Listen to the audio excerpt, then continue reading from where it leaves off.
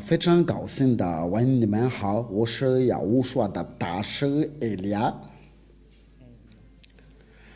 把荣耀归给父亲的亚亚娃，我也是把荣耀归给亚乌说。我们就是要导致在这个第一课的教训，就是在这个教训为了要传扬给所有的人，我祝福你们要得到要我说的祝福，就是在听中这个教训的时候，那我教你们要一起要听这个正道，一起要关注这个教训。话题就是，那我再问你们好，我是要我说的大师艾利亚。今天来到你的家，我们的教训的就是第一课的教训。我希望就是在你们在家里的时候都是非常高兴的听这个教训，就是父亲的亚亚娃的名字是第一件事，就是这位亚伯兰的上帝。这位亚伯兰的上帝，他就是希伯来人，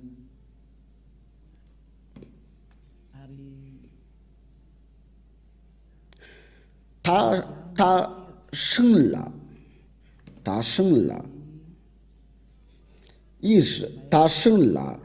以实玛利和以撒，然后呢，这位上帝就是对以色列的以色列就是意思就是上帝对他们的以色列的语言，他就宣布说道，在以撒的后代才能认识他，就是他要跟着这个后代同在。我们先不说这个话题，我们先要研究他叫什么名字，然后就是我们要研究谁都是认识的，我们都已经知道这个要认识大的人，就是在摩西，有些人是摩西，他们伊斯兰教就是说摩萨。那我们就是一起要研究亚伯兰所说的一切话，摩西所说的一切话，关于这个名字。但是我们先看这个日记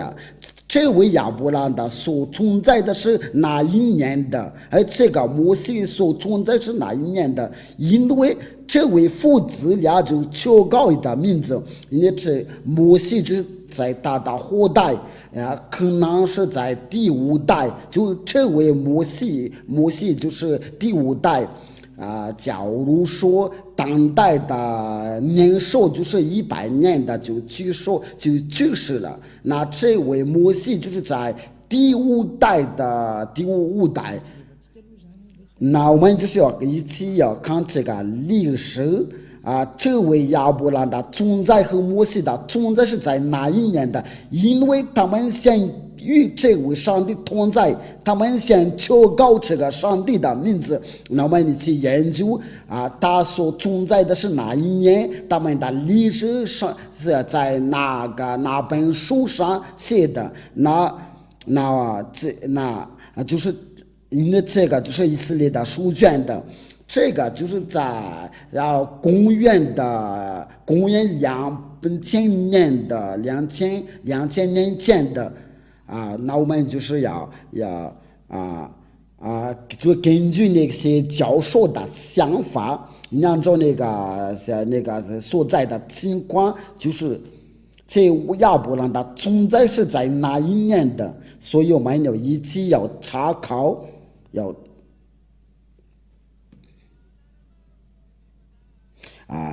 请稍微等一下，我们就说慢慢来吧。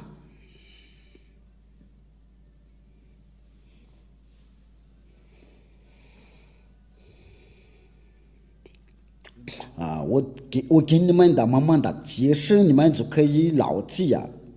就是这个但是我先要跟你们讲，这位亚伯拉罕，他是第一个要与这位上帝同在。我都已经把那个日期就是在公元的1800年以前的，我们要先找这个历史，因为他所存在就在公元的2000年的，摩西的存在就是在公元的1500年前的，这个历史就是按旧的历史。这位亚伯拉罕他是第一求告这个上帝的名字，因为他的身份是希伯来，他是以色列人的，因为这是以色列人的都是被他所生的。那我们先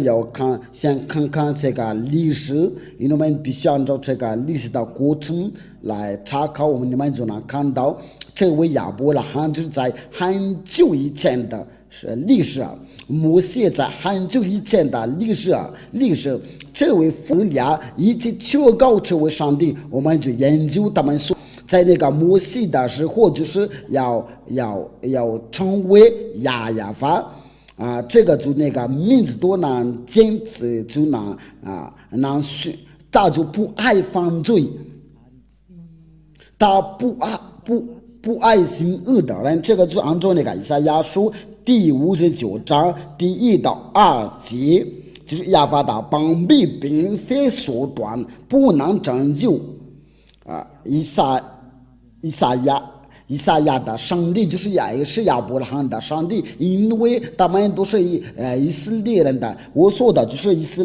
列的历史，因为亚伯拉罕就是以色列的祖先的以色列人跟真的与他同在，所以我们要通过以色列的书卷了，才能认识亚伯拉罕的历史，不需要其他的书那里。那我们就是要查考一下亚伯拉罕的真的上帝的名字是什么。那我们就是要大概证明是不是这个亚法。那我们今天就来证明的，因为除了亚伯拉罕、摩西，就是没有任何人认识这位上帝。摩西就是摩西，有些他们伊斯兰教就是叫他摩萨，他也求告这个名字亚法。我们都要把这一切都要一个一个要研究因为我们必须我们说到摩西，因为我们必须那个亚伯拉罕的后代是谁，上帝的话是去哪儿，他从那个亚伯拉罕的然后就去哪儿，你们都看到就是按照他所说的话，就是他要跟着亚伯拉罕，然后就跟着摩西，要认识这个历史都是他们以色列人的，因为关于亚伯拉罕的历史都是由摩西当作家，就是他的子孙，然后他来写他的历史，然后就到这个亚法这个名字。那我们就来证明一下，如果有那个拉鲁斯，这个拉鲁斯就是一种的维基百科有那些研究者话，因为你要不研究，就是有知道要能够知道这个亚伯拉罕的存在是已经很久以前的，因为这个上面都有那个亚伯拉罕，这个就是有那个有写的百科亚伯拉罕百科就是我们说的就关于亚伯拉罕的历史。Donc cet article fait partie du dossier consacré au judaïsme。就是他们犹太的有这位上帝呢，他就是那个犹太人的祖先。那我们就是要看一下这个亚伯拉罕所存在的是在哪一年的。那这边说的就是patriarche des Hébreux dans l'année moins 这个就是在公园的公园的资源，公园资源的公园的，就是在公元的1800年的，就是在亚伯兰所存在的，但是犹太的祖先以色列的祖先在公元的1900年以前的，有些是非常明确的。因为有些是非常在这个另外就是他说是在公元的1912年前的，我们都看就在 Dans le calendrier hébraïque, la tradition juive s'appuie sur le Midrash Seder Olam Rabbah, qui fixe la naissance du patriarche en l'année 1948 après la création, soit 1802 avant l'ère chrétienne. 就在公元的纪元，在公元的1912的年前的这个情况，我们都看到这个那好吧。因为我说的就是我在看这个图片了，不是在你们家的图片的都变了。那这个就按照那个拉鲁斯百科的宣布都说，亚伯拉罕的存在就在公元的1900年前的，就是说没有比他先的。那他所求告的自己的上帝是什么？因为这个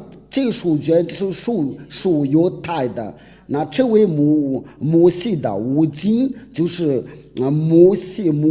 爷爷所记载的书卷的，在这个书卷有亚伯拉罕的历史，因为它是存在在公元的2000年前的，那我们就是要接着这个历史，因为它是个古老。除了他们犹太人有没有那个古老的书卷的，其他的书都在后面。如果我们提到那个伊斯兰教的书卷，它是在公元的600年，就在后面的就在那个最后的先知，就是以色列的先知，因为最后的以色列的先知他叫亚乌刷。就是以色列的最后的先知就是亚乌刷，他就是要把他在公元的纪元的，他们就是有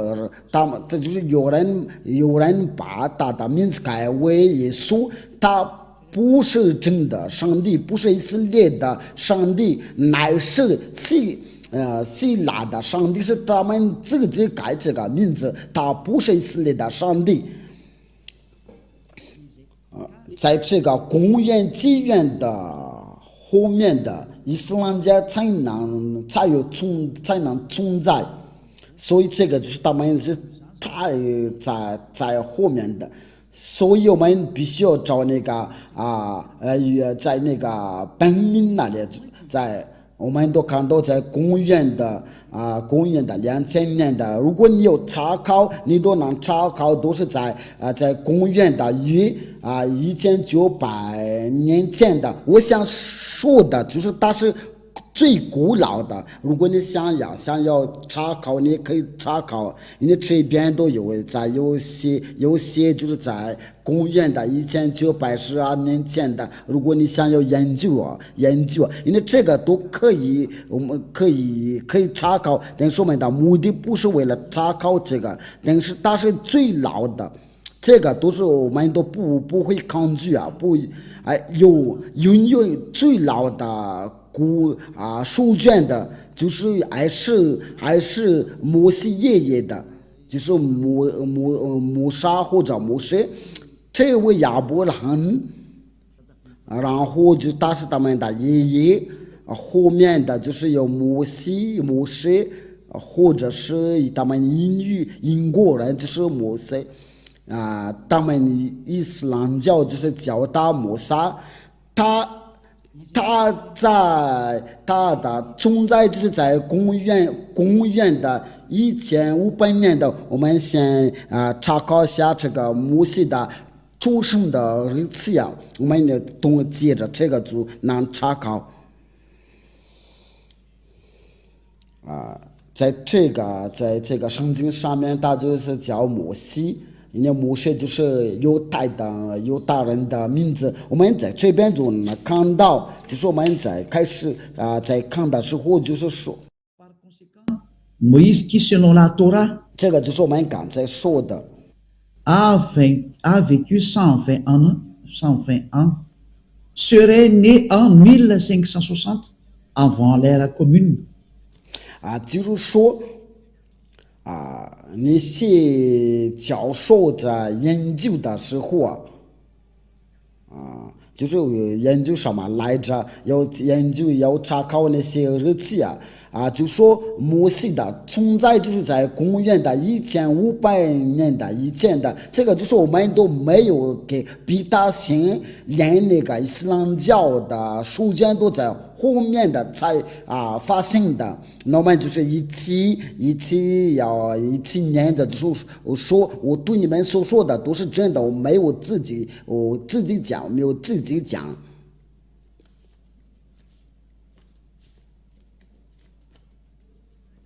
这位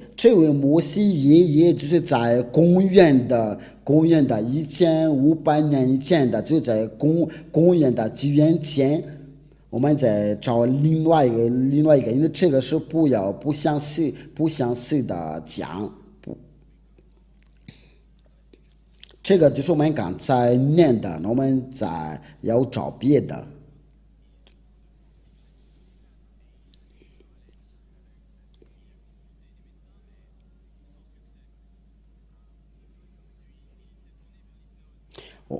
我们还没有找着，因为我想给你证明，就是在这个日期的我给你讲的，就是摩西所出生的日期。这个是有一个，就是按照根据研究之后，你们可以查考因为这个就是在按照他们所研究，这个我也没有找不到就是 Portrait de Moïse, nom Moïse ben Amram de la tribu de Lévi. 他就是利未的子孙，他出生的就是在出生就是在1500年的，就是这位摩西，这位亚伯拉罕都是在从前那里，他的爷爷就是在公元1900年的前，他的子孙就是在1500年的前，那这个因为在后面就是有接着那个以色列的儿女被掳去到埃及那里。因为在公元的1800年的，或者是公元1700年的以前，有减去250年的500年的，那就是要在400年的左右因为要真正的出生的日子，可能在我们想说的就在最老的。那这个就是能说明的，他们是最老的，所以没有真的日子或者是真的名字这个是写在摩西的五经，这个犹太的书卷就叫做摩西的五经，因为他们觉得古老的书卷的关于亚伯兰的历史。就是亚伯兰的所写的，摩西的所写的，因为真把他的历史写上去之后，有些摩西的，我们都看到他们是最老的如果我们来研究下那个关于呢伊斯兰教的书卷，我们都看到在公元的600年的就在后面的，所以我们必须要查考真理，因为这个就是拯救拯救就是我们用各种的办法，用上面的办法来拯救所以我们就一起要查考，我不是我自己讲的。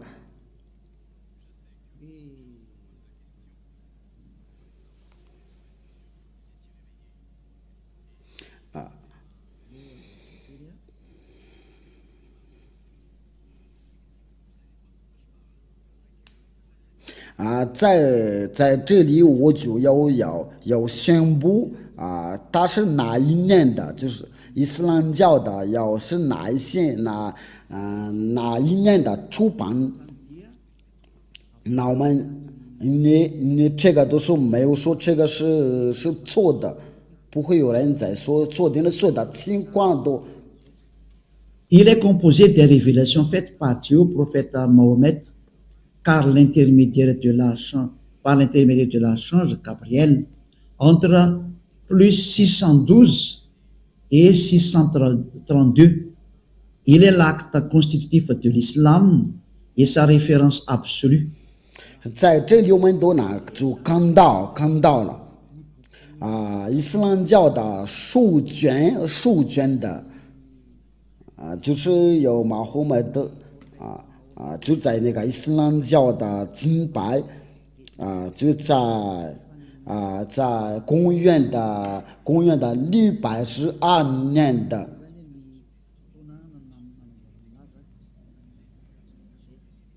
因为我都把这个就是那个古兰经所住的那一年，这个有一种的说明。Quand est sorti le Coran, les plus anciennes versions complètes du Coran dateraient du 9e siècle. 9e siècle, des fragments très rares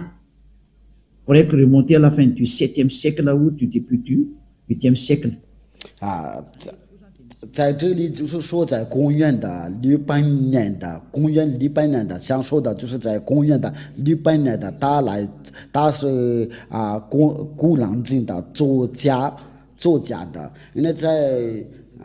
因为就是我们在一起在前面看到，就是这些都是他们的作家，在公元的634年的，这个都是在后面的。但是那个创始人的，我们都是在以前看到，就是就是那位穆罕默德先知，就是他是那个古兰经的作家的，因为他就是那个定世加巴利定世就在公元的612年的公元的634年。那这个就是说我们接着这些所说的情况有拥有的古老的关于这位亚伯拉罕的上帝，因为他们伊斯兰教也说是有这个亚伯拉罕的上帝，他们就是说伊布拉欣，却以利亚说亚伯拉罕，因为要借着犹大人的书才能认识他，犹大人有教导亚伯拉罕，那亚伯拉罕的上帝就是要教导亚伯拉罕，因为大家都说他是要生了伊什玛利或者是摩西，不是是摩西。那因为亚伯拉罕生了以撒和以实玛利亚，所以我们就是要研究那个本命就是摩西所求告亚伯拉罕所求告，那亚伯拉罕的上帝是谁？我们一起要看，一起要研究，就要借着摩西的五经。这个摩西的五经是什么书啊？就是要最老的书是摩西所写的书。这个摩西所写的那么亚伯拉罕的历史都在里面，摩西的历史都写在上面，以色列的历史都在下面，就关于上帝的历史都在上面。所以你要信摩西的时候啊，那我们必须要看那个，因为他就是在公元的1800年以前的都是按照那个，我们不会那个准确的，不说是准确的日子是什么，但是我们要查考是最老的是谁，因为准确的日子应该不会知道，但是那本书最老的书。因为我们要借着这个最老的书才能认识真理啊，所以按照给你们所说的，那我们就是要靠着这个犹太的书卷的，就是这个摩西的五经。我们先看一下这边有没有摩西的五经我都给你们这个方法，为了查看真理啊，你可以查考。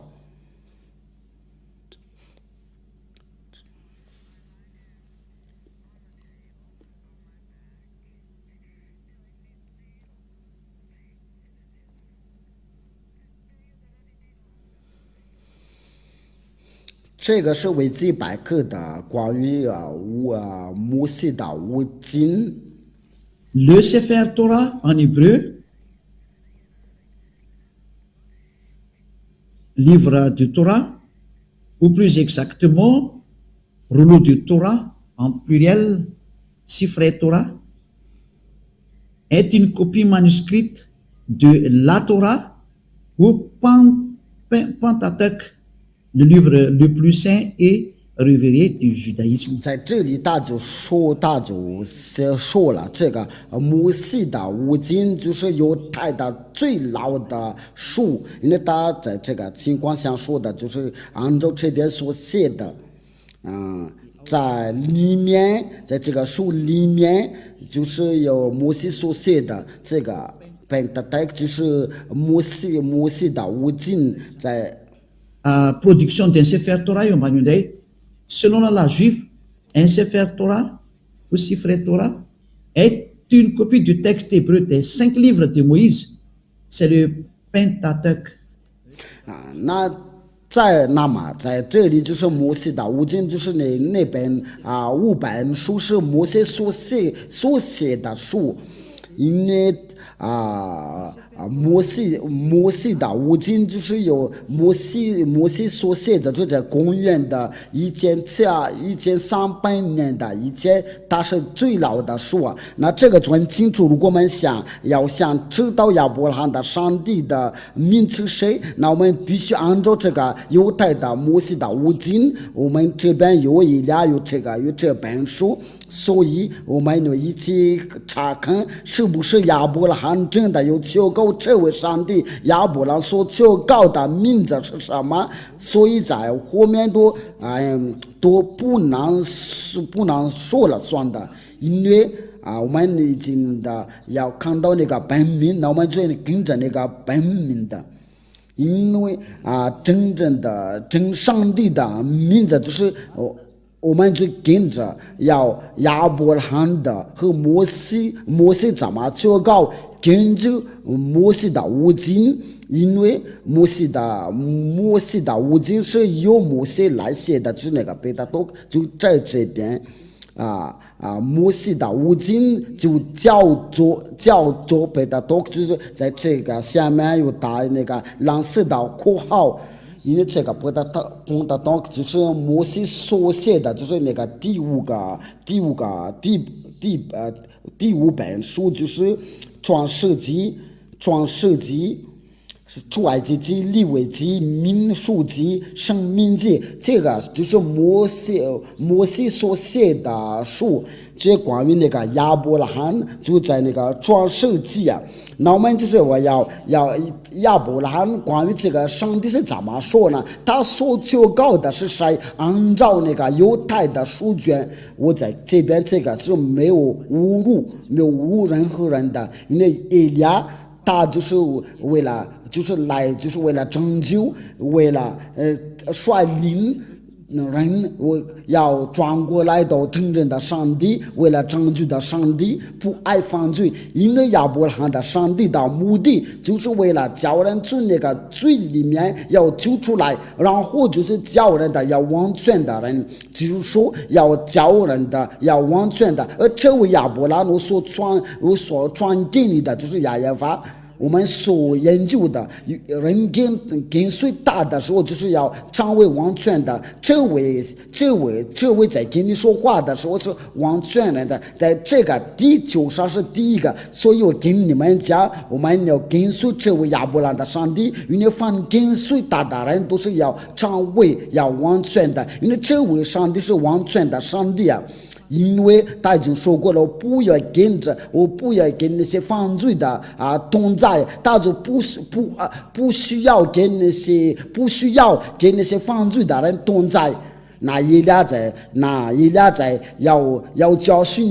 你这个教训，为了率领您不要再犯罪。因为在这个第9章有许多的人要跟着伊俩就不再犯罪。这亚伯拉罕的上帝，我跟你讲，他就不爱犯罪。为了这个以赛亚先知就说，这位上帝就不定那些犯罪的祷告，他不定那些不完全的祷告。我们这些话对我们要讲下去啊，然后就给你们证明，所有的人都有犯罪即使有人在说我们不犯罪，所以你们都犯罪，不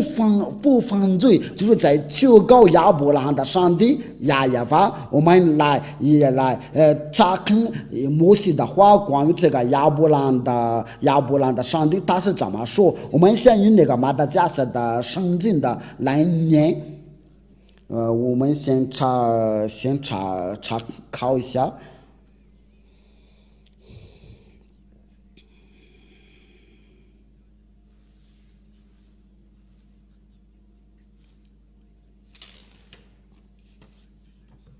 我们就是要一起要寻找一下，在创世纪第12章第8节，我先用马达加斯的圣经的来念然后就用希伯来从那里他又加到伯特利东边的城，直达正邦西边的是伯特利。亚伯拉罕求告亚法的名，这是第一个，在创世纪第13章第4节，也是他此行的主当的地方。他又在那里求告亚法的名，就是亚伯拉罕求告这个上帝亚法的名。那我们就接着那个犹太的语音的，因为你说这个你刚才读念的是马达加斯的圣经的，我们就是要一起要念犹太的，就是在摩西的五经的圣经。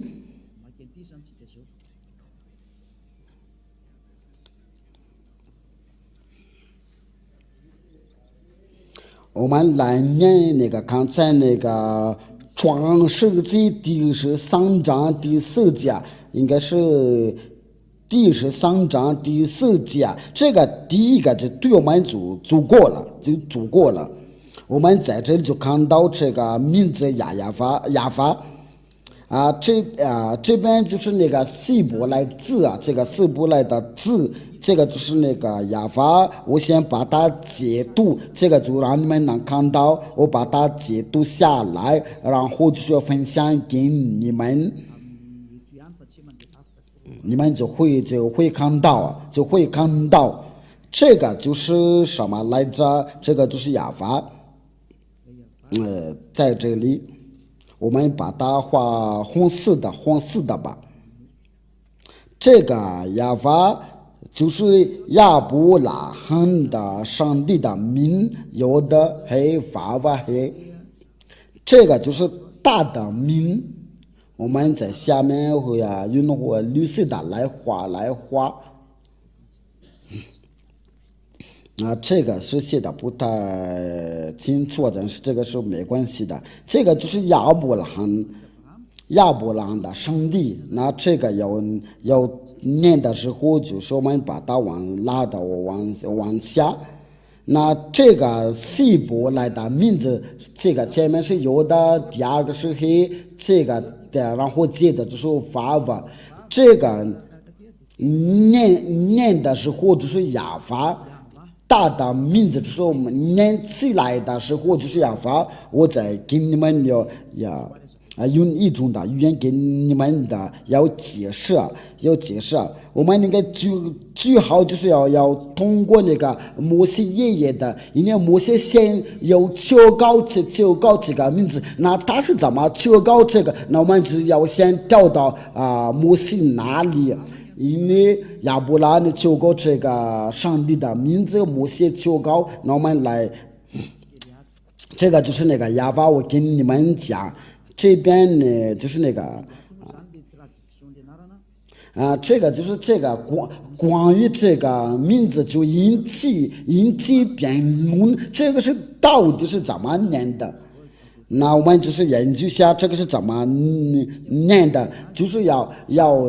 能掌握念这个名字的时候，就是能除掉它的罪孽。那这哑法，这个念的时候，就是这个就是那个念那个读法。读法的时候就跟我过了以后就跟你们讲这个是怎么读，有的也h v。然后就是那你说你是怎么念的？我就是我原来就是在这里念的，因为有的人的读法就是从右边到左边的，那念起来的时候就是哑法。我过了以后一定要给你们教，所以我们先看这个图片吧。那这个最我们来正常的念的就是哑法。那您说我这边看到就是好像是 W， 最在那个中间这个位置没有这个是怎么回事？这个问题你们都想提起来了，这个是怎么念的？因为在这个哑法这个就没有存在呀。那我跟你讲，我们都必须要一个一个都要解释。我们先把它放进去，然后就是我们一起查看了。我们先要去那个摩西那里，然后就要到这个亚伯拉罕的爷爷的这个话。我们先去那个摩西那里，我们看到那个要看到摩西怎么说的，然后我们只能读这个，能念这个。刚才那个哑法是怎么念的？我们来念摩西的书卷。在出埃及记我先把这个创世纪在希伯来是怎么说？就是变了是，我们先在出埃及记在希伯来是怎么说？就是沙漠，这个沙漠就在希伯来。在其他的国家的语言，在英语是出埃及记在这边就是摩西求告他的上帝，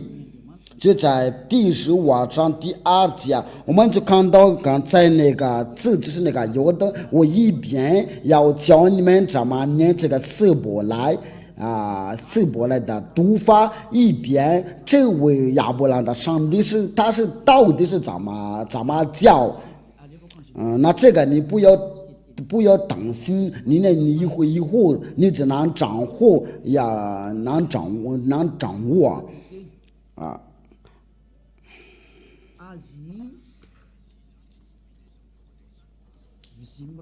这个就是它的鼻音，这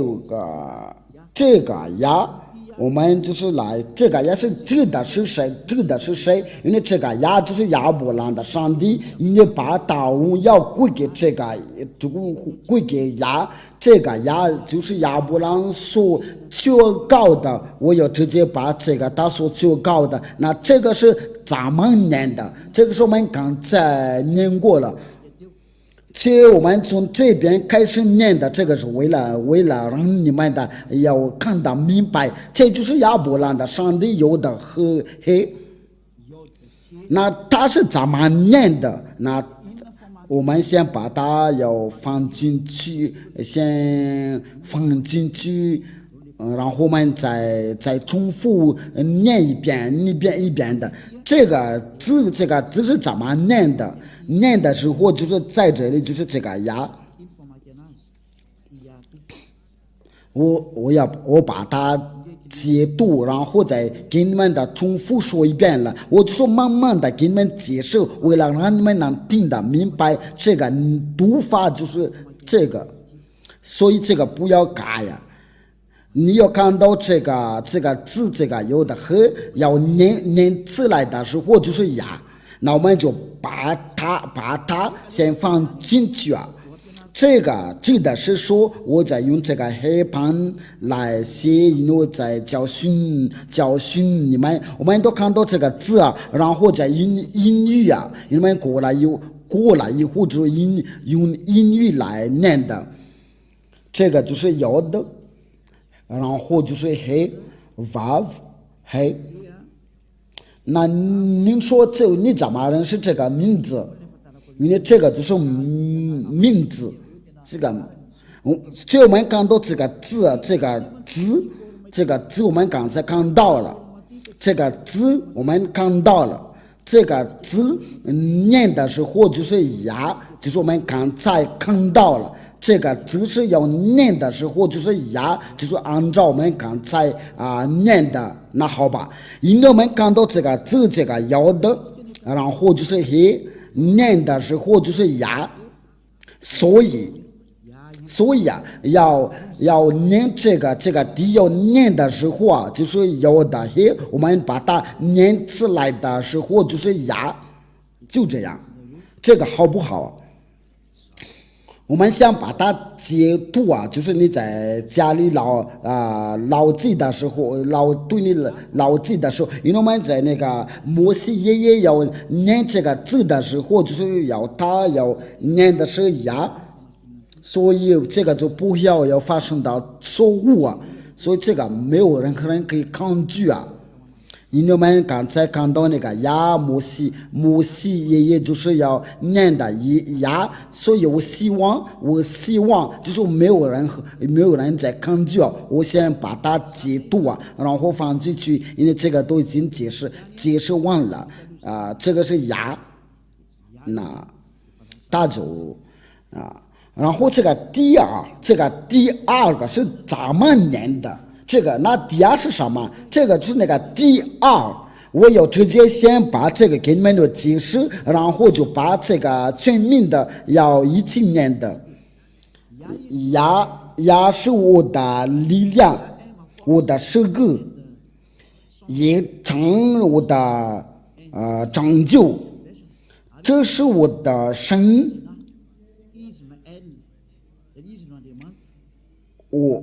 我要赞美他，就是这个呀，这位呀，就是有大人的上帝，他叫呀，这个是非常清楚，就是有的黑。这位就是上帝爱了，就是爱了的意思，就是上帝对犹大人来说，他们的上帝就是呀，有的和这个是很清楚了。这个我不需要再引起辩论，因为摩西爷爷就已经说得清楚，这个念法的就是牙，那我们再重复要重复到这是在哪？还是在这里？就是我们在那个第二个一段。我们都看到这个自由的和黑，却他在这边写了是亚威，却我们刚才看到了，在这个按照这个拼音不是亚威，这个顶住脚就弄错了，因为他们说亚威，却在这个拼音上面就是亚念的时候就是亚法，我们想把它解读，有些人说是亚娃不是亚娃，那我们就是一起念的，因为这方面是错了，因为这个真的念法这个念法这个读法，那这个是就按照给你们教训，这个就是的身边的这个前面都没有这个最后的这个第二个是怎么念的？因为他们的念的时候就从右边到左边的，那这个法不是怎么写的？这个法不，那这个是怎么念的？怎么念？那他们的念法，按照他们的念法就是 W R I S。那这个就是他们就说是哇，这个不是哇乃是法。对他们的犹大人就是要念的时候就是法，那我们一起要念下，就是对那个犹大人看到这个要念的大不来的时候就非，那我们就是用那个百科一种的百科来研究，所以我们必须要查看这个情况了。我先把它放进去我们就来查考这个百科，这个百科就是说这个要念的时候就是法。我先要查考一下，这个是犹太的语音这个大不拉语对犹大人是怎么念的？那个就是他们犹大人真的要调整他们的读法，因为对于犹大人来说，大不拉语就是 vav 或者是这个就是他们的作家，这些作家者他们在公元200年前的，他们就宣布说到，就是在公元的纪元 BC， 就是在公元的纪元前，就是公元的200年的那。所有的犹大人就宣布了说，他们的念法这个大不了语，他们的念法不是无，乃是非，因为这个语言就是属于他们，所以轮不到你其他的国家来说，因为他们的字按照以利亚所说的都是真的。这个就是那个法是希伯来语，我们在上面都就看到了。Israël, discussion date follows pas dans la prononciation of modern standard Israël hébreu. 这个就是个纠正的希伯来的语言的，因为原来弄错了，所以他们就来纠正的就关于发的标准，这个就是一个发音，这个是很清楚。如果你不会说英语的话，我给你已经讲过了要按照那个希伯来的发音，他们这边是说的一个标准的，就公元200年前的，那我们就研究当代是怎么念的，这个 v 这个字母是怎么念的，那我们一起看，按照他们的语言，他们就说这个是 vav， 那这个是怎么写的，怎么念的 v 念的时候就是 v 写的很清楚，那我们在上面就是那个读音就是打那个音调，就是你要念这个时候就是 v， 而不是 u， 乃是 vav。因为大多在这边都把那个读音写到这边，就这个 v 写得很清楚了。我希望你们都能看到了。这个 v 就是那个 vav 的读音，然后就这个是那个 vav 这个读音就是你的嘴巴、你的舌头来念的时候，按照那个百科全书就是 v， 所以这个就是没有任何人能抗拒因为这个就是要念的时候就是 v。我们的那我们就是我们以前已经看到这个色波来字，因为我们已经把它解读我们在解读之前我刚才给你们教训的，我想把它写下来，所以我们把这些先擦掉了，然后我们再重复写，拿来吧。这个就是那个第一有的黑这个对犹大人的念法，就是这个第一个，我就把它写在下面这个念法就是这个就是说就是要简单的给你们解释因为然后就我们来把那正常的来写，就是要改为呀。那这个好吧，这个是你们听明白了吗？这个是摩西爷爷所求告的名字，所以你不要抗拒。你看到这个字的时候，就是摩西爷爷就是要说的是呀。我们先把它解读然后你们就待会就会能看到它。这个就是呀，我们再拿一个读遍了，就是我们刚才写的时候重复写。我们先把这个要的嘿 vav 嘿，那这个是怎么念的？我们都看到就是他们也不留念的时候就是WRS 因为这个是在那个拼音所写的，那他们希伯来人就要强调这个 v 的念法，我们绿色的他说这个念的时候就是 v， 所以我们念大的时候就是就改为 VRS就是说这个念法就是 vav。然后我们就用那个红色的，因为我们从左边到右边，我们读的时候从左边到右边的，那我们把它合起来，因为他们希伯来人说这个念的时候就是 vav， 那他们希伯来人说一个呀，我们把它合起来的时候就是呀vav加起来，那我们用黄色的来写，第一个就是呀，有的和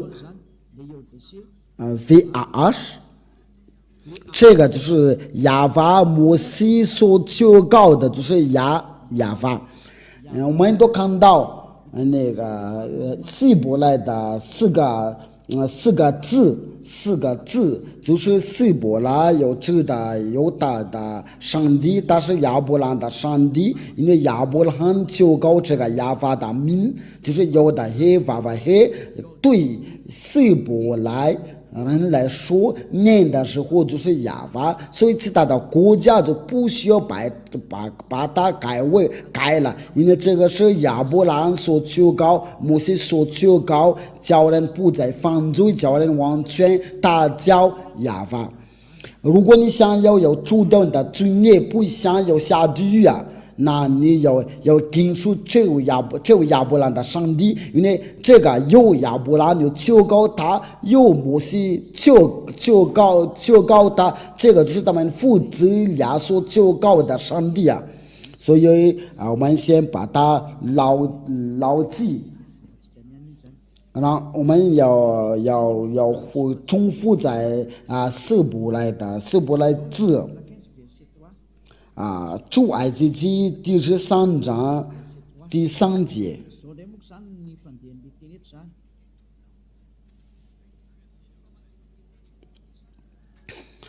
这个希伯来就是这个是亚法。我们看到这个是怎么念的？我们就看到这个是，因为这是那些天主教，因为他们把它改为亚威，所以这个名词不存在，所以在他们自己的圣经上面把这个亚威已经去掉了。我用马达加斯的语言来翻译啊，亚法是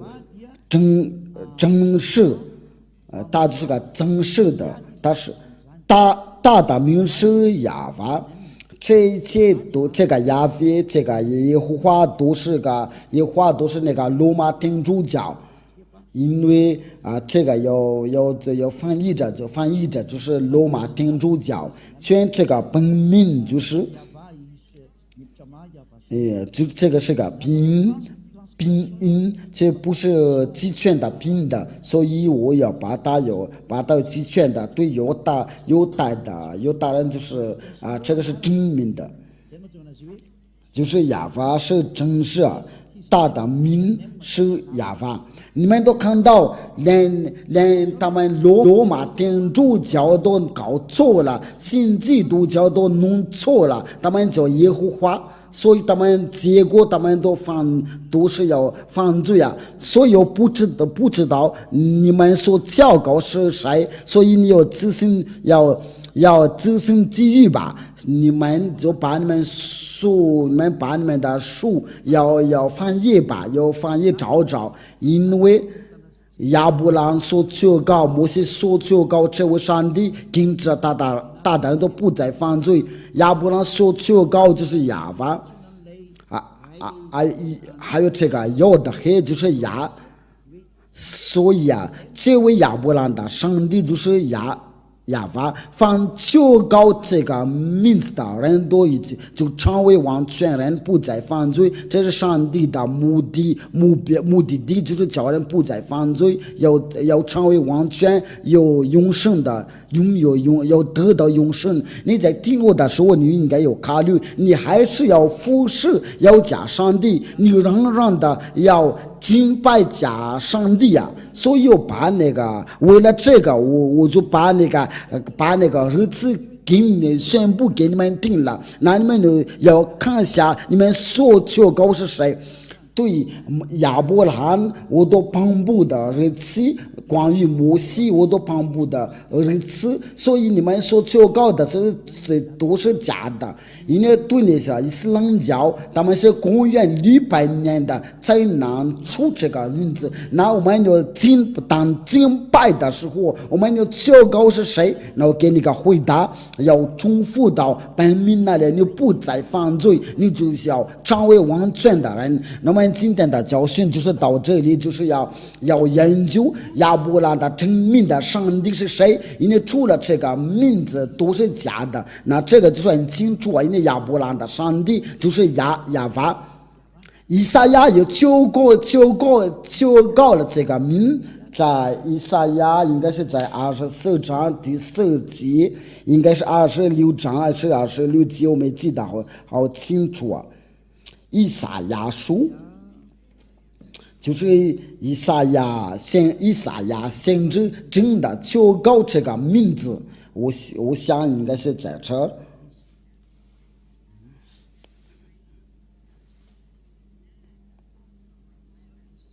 以赛亚26章第4，以赛亚第26章第4节，我们一起念吧。以赛亚书第26章第4节，这边按照那个拼音读音以赛亚书第26章第4节，在摩西的五经，我们念的就是摩西的五经，它就是在这儿，这就是犹太的字，犹太的字，所以我们不要浪费时间，你这边读那个拼音，所以我们直接读这个拼音吧。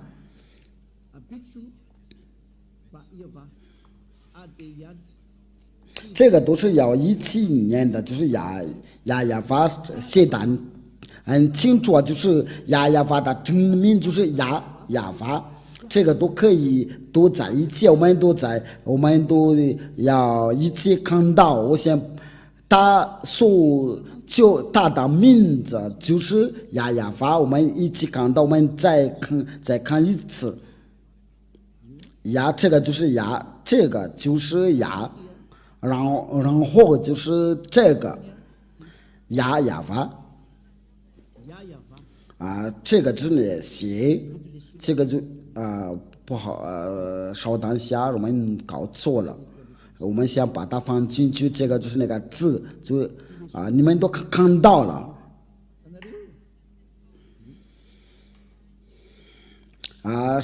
上面就是就在这个中间这个位置，因为咱们从右边到左边的念，这个就是亚法都要排列好。我先把它截图，然后给你们，恐怕你们说我们看不见了，因为真的大真名就是亚法，这个就是这个就是然后就是接着就是这个亚法，你们都看到，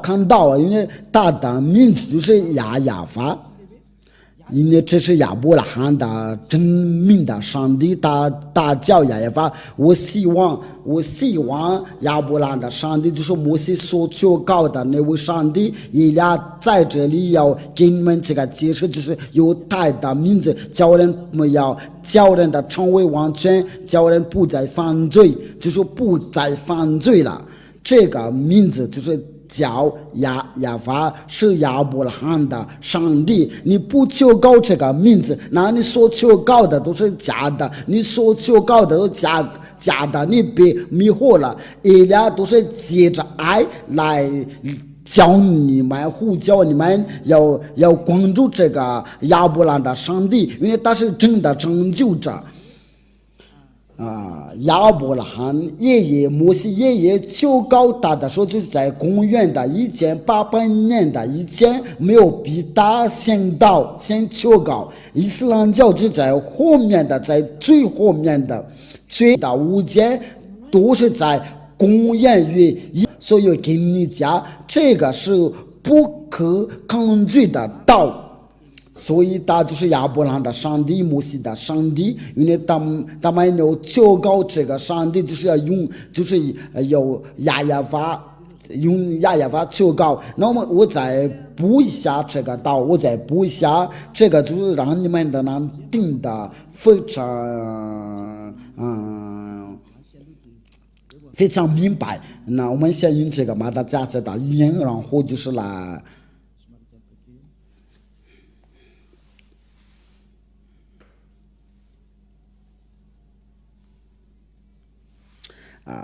就在创世纪我们来看一下这个创世纪21章23节。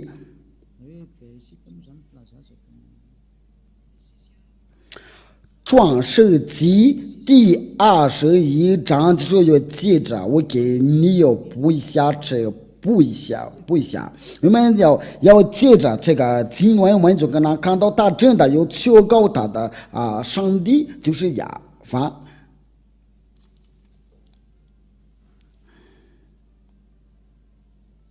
那他要去哪儿？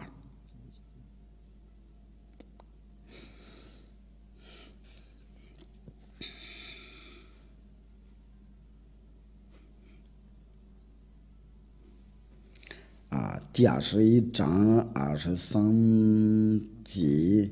我们的就是来念的就是21章第33章。你在牢记的时候实在不好意思，因为其实就是33章不是23节。这个就是那个字呀，这个就是亚伯拉罕的上帝写在中间，就是有的发音。这个就是那个希伯来的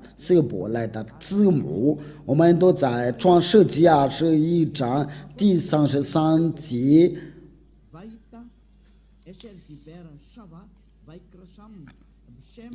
不好意思，因为这个就是亚法这个名字，就是亚伯兰真的要求告这个亚法这个名字，我们来英语来念。因为亚伯拉罕在别是巴在上一的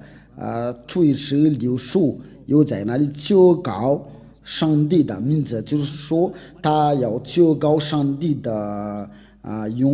名字。我们在这边都看到，就是亚伯拉罕他真的求告。我都给你们的3个经文。创世纪第12章，创世纪第13章，这个是创世纪第21章第30节。他真的求告这个上帝的名字就是亚法。那亚伯拉罕的上帝就在公元的1800年前的，那他所求告的上帝的名字就是亚法。如果不是这个名字，你就是假的，所以你有人错了吧？因为这个是为什么？这个成就，这个想要你要得到这个成就，这个是没有别的意思。如果你的灵魂想要得到成就，那就赶快吧，因为那些人想要得到成就，就是要尽你们的定这个正道，因为耶稣所做的一切都是为了成就呀。我们接下来就是要一起要研究接着是什么，因为你要听从这亚伯兰的上帝的道，那然后这个亚伯兰的上帝他是去哪儿？要最后应该要听从谁？那我们在接下来的教训以及研究应该是明天或者是后天的。那我们就是一起要看到接着是什么亚伯拉罕的上帝是他去哪儿？谁要带这个正道？这位上帝是在哪儿？这位亚伯拉罕的上帝是要与谁同在？我们都已经知道，他是要跟着摩西，在我们当代的时候，他是在哪？在我们现代的时候在哪里能寻找他？他现在与以利亚同在。到这边的时候，那我们就慢慢来的要查考真理因为我们今天就看到亚伯拉罕有个上帝，他所求告的是亚法。摩西也是这样的，因为在亚伯拉罕的时候是亚法，在摩西的时候就求告他亚法先知们都是要求告他亚法，所以有祝你们要得到耶稣的祝福，因为这个是对所有的全世界的拯救不光是犹太人，是越南人，是中国人，是非洲人，这个拯救是属于给大家。以利亚来的目的就是为了拯救，为了想要得到拯救不会在不想再被魔鬼迷惑，我们的拯救到了，所以我们不要害怕，因为这位亚法的上帝是活着，他差遣以利亚为了代替他，那请你来到父亲耶和华，为了那就是你为了拯救你的以利亚的刀，就是到这边到这里，荣耀归给父亲的耶和华，荣耀也归给他所摘来的救活的先知。我们关于这个救活的先知，我们要说说他的话题。他叫亚乌刷，这位亚乌刷他是谁？因为我们就是到他哪里关于父亲耶和华所说的话是什么？这位亚伯兰的上帝的话是什么？因为目的就是为了从那个罪里面能救出来你所亲眼看见的这一样。他不再犯罪，他是完全的人，因为他是跟着父亲耶和华。那我请你要跟随他，荣耀归给父亲耶和华。我们一起祷告吧。非常感谢您的父亲耶和华，多亏你这个道，你所赐给这个道，因为你所赐这个道真是拯救，为了叫所有的人要想一想要去哪，以利亚要向您要求别让魔鬼在害他们，因为已经许多人都率领他们都下去那里，请拯救他们。这是以利亚向您所有的要求，为了拯救他们，能听到那位救活的先知，那位最后的先知的声音，大叫亚乌刷，亲爱的父亲耶和华，请要把到荣耀将生出来。我奉你的名字，亚乌刷做了这一切的祷告，阿门。那我祝你们能得到亚乌刷的祝福，我们下一个的教训再见。